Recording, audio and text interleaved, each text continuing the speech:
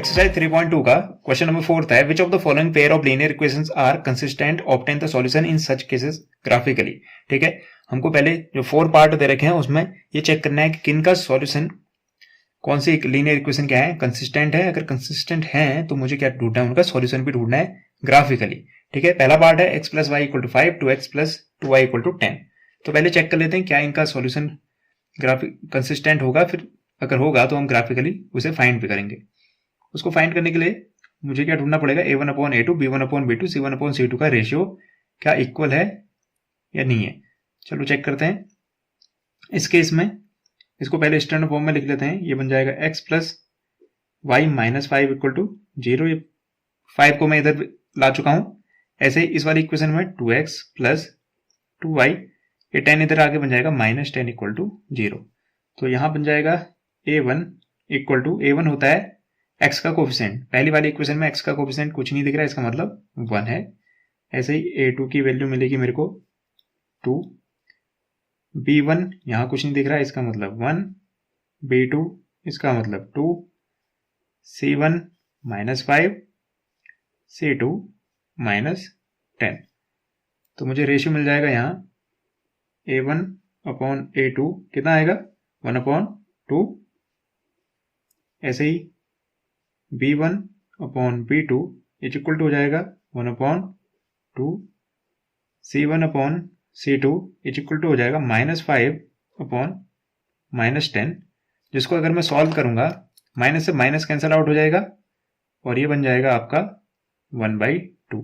तो मुझे दिख रहा है क्लियरली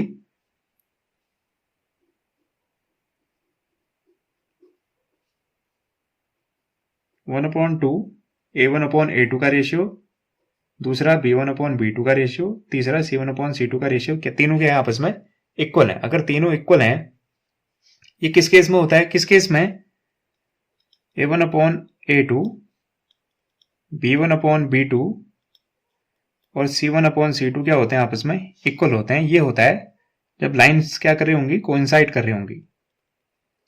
जब लाइन कोइंसाइड करती है तब ये सिचुएशन क्रिएट होती है। कोइंसाइड करने का मतलब, अगर ये इक्वेशन है, इसके लिए मैं अगर ग्राफ में एक लाइन ड्रॉ करूं, दूसरी इक्वेशन उसके लिए भी लाइन ड्रॉ करूं, तो वो दोनों क्या करेंगे, एक दूसरे को ओवरलैप करेंगे या कोइंसाइड करेंगे। कोइंसाइड का मतलब इसके जो पॉइंट होंगे वो इसको सेटिस्फाई करेंगे, इसके जो पॉइंट होंगे वो इसको सेटिस्फाई करेंगे। तो इसमें होगा क्या, हर पॉइंट इन दोनों के लिए क्या होगा, कॉमन होगा। जितने पॉइंट कॉमन होते हैं उतने सॉल्यूशन होते हैं। अगर सॉल्यूशन एग्जिस्ट करता है किसी भी लीनियर पेयर का, तो हम क्या कहते हैं, वो जो लीनियर पेयर है इक्वेशन, वो क्या है, कंसिस्टेंट है। पैरेलल के केस में क्या होता है, कहीं पे भी एक दूसरे को कट नहीं कर रही होती है, कोई भी कॉमन पॉइंट नहीं होता है, तो हम क्या कहते हैं, सॉल्यूशन नहीं होगा, क्योंकि नो सॉल्यूशन होता है। नो सॉल्यूशन मतलब सॉल्यूशन एग्जिस्ट नहीं करता है, तो उसको कहते हैं इनकंसिस्टेंट इक्वेशन। तो यहाँ पे कोई कोइंसाइड वाला केस है जहां हर पॉइंट एक दूसरे पॉइंट को के लिए कॉमन है, इसलिए इसमें सॉल्यूशन एग्जिस्ट करेंगे। कितने सॉल्यूशन होते हैं कोइंसिडेंस के केस में, कोइंसिडेंस के केस में इनफाइनाइटली मैनी सॉल्यूशन होते हैं। सॉल्यूशन एग्जिस्ट करते हैं, इसलिए हम इसको कहते हैं कंसिस्टेंट इक्वेशन। इसलिए मैं कह दूंगा clearly 1/2 equal to 1/2 equal to 1/2। So equations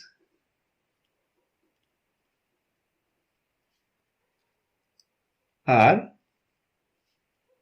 consistent. अगर कंसिस्टेंट हैं तो हमको क्या करना है, इनका सॉल्यूशन भी ढूंढना है ग्राफिकली। ग्राफिकली अगर मुझे सॉल्यूशन ढूंढना है तो मुझे किसकी जरूरत होगी, मुझे जरूरत होगी कोऑर्डिनेट पॉइंट की। कोऑर्डिनेट पॉइंट मुझे पहली वाली इक्वेशन और दूसरी वाली इक्वेशन के लिए फाइंड करने पड़ेंगे। कोऑर्डिनेट पॉइंट मतलब x की एक वैल्यू के लिए y की एक वैल्यू आएगी, और ऐसे ही x की दूसरी वैल्यू के लिए y की एक दूसरी वैल्यू आएगी। एक इक्वेशन को ग्राफ में रिप्रेजेंट करने के लिए, एक लाइन को, मुझे मिनिमम 2 पॉइंट की जरूरत होती है। एक पॉइंट के लिए एक x चाहिए, एक y चाहिए, दूसरे पॉइंट के लिए भी एक x एक y। तो पहले मैं इसको टेबुलर फॉर्म में x और y की वैल्यू फाइंड कर लेता हूं। फॉर इक्वेशन, पहली इक्वेशन के लिए इक्वेशन है x plus y is equal to 5। यहां से मैं y की वैल्यू फाइंड करने की कोशिश करूंगा तो मुझे क्या मिलेगा, x को दूसरी तरफ भेजूंगा, वहां जाके वो माइनस हो जाएगा, यानी y की वैल्यू मिली मुझे 5 माइनस x। x से लिख देता हूं यहाँ पे y इक्वल टू वैल्यू आई मेरी 5 माइनस x। अब ये डिपेंड करता है आप पे, आप क्या वैल्यू लेना चाह रहे हैं। आप कोई भी वैल्यू ले सकते हैं। सपोज अगर मैं x की जगह पे 0 रख दूं तो y क्या बन जाएगा मेरा, सीधे सीधे 5। ऐसे ही अगर मैं x की जगह पे 5 रख दूं तो 5 - 5 y बन जाएगा मेरा 0। ऐसे ही फॉर सेकेंड इक्वेशन थी मेरी 2x + 2y = 10। तो 2y इक्वल टू कितना हो जाएगा, 2y इक्वल टू हो जाएगा 10। ये जो 2x है इधर जाके हो जाएगा -2x। Again y equal to मैं लिख सकता हूं 10 - 2x। ये जो 2 मल्टीप्लाई में था ये कन्वर्ट होके यहाँ डिवाइड हो जाएगा। तो ये रहा x और y की वैल्यू मेरी आई 10 - 2x अपॉन 2। तो कोई वैल्यू ले लेते हैं x की सपोज मैंने वैल्यू ले ली 0। 0 लेने पे क्या आएगा, x की वैल्यू 0 रखने पे ये 2 × 0 हो जाएगा, यानी पूरा टर्म 0 हो जाएगा। 10 डिवाइडेड बाई 2 यानी रिजल्ट बनेगा मेरा 5। ऐसे अगेन मुझे ऑलरेडी पता है जब मैंने कंपेयर किया तो ये क्या करने वाली है, कोइंसाइड करने वाली है। तो हो सकता है इनके पॉइंट भी क्या हो, कॉमन पॉइंट होना नॉर्मल है, क्योंकि कोइंसाइड कर रही है तो पॉइंट कॉमन तो होने ही चाहिए। दूसरा हम क्या ले सकते हैं, दूसरा पॉइंट हम ले सकते हैं सपोज 2। अगर मैं 2 ले लेता हूं तो 2 2 जा हो जाएगा 4। 10 में से 4 माइनस करेंगे 6 को 2 से डिवाइड करेंगे, रिजल्ट आएगा 3। तो मुझे दोनों इक्वेशन के लिए कोऑर्डिनेट पॉइंट मिल गए हैं। चलिए इनको ग्राफ में रिप्रेजेंट करते हैं और देखते हैं ये ग्राफ में कैसे दिखती हैं। तो ग्राफ में ये कुछ ऐसा दिखेगा, ये x एक्सिस ड्रॉ कर ली, ये y एक्सिस ड्रॉ कर ली वर्टिकली, और हमारे पास दो इक्वेशन है x + y = 5। उसके जो कोऑर्डिनेट था, पहला कोऑर्डिनेट था 0,5।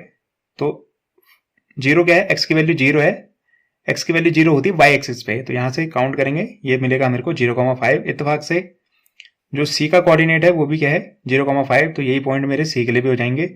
ऐसे जो दूसरा कोऑर्डिनेट है 5,0, 5 है x की वैल्यू और y की वैल्यू है 0। y 0 होता है x एक्सिस पे, तो ये जो b पॉइंट मिला मेरे को 5,0। ऐसे d पॉइंट है 2,3, तो ये पॉइंट है मेरा d।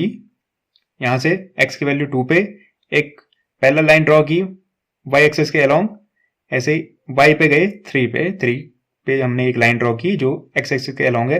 दोनों पैरेलल लाइन जहां पे कट करती हैं एक दूसरे को, वो पॉइंट कहलाया d 2,3। अब मैं इन सबको मीट कर दूंगा रेड को रेड के साथ। याद रखिए ये c और a सेम है, तो इनको मिलाने पे पहले मैं a और b पॉइंट को मिलाता हूं। ये रहा a और ये b, ठीक है। अब इत्तेफाक से जो c और d हैं वो भी यही हैं। तो ये क्या कर रही है, दोनों लाइन एक दूसरे को कोइंसाइड कर रही हैं। तो इसका कितना सॉल्यूशन होगा, इसके इनफाइनाइटली मैनी सॉल्यूशन होंगे। इसलिए हम कह सकते हैं इसके इनफाइनाइटली मैनी सॉल्यूशन होंगे और ये लाइन कोइंसाइड कर रही है।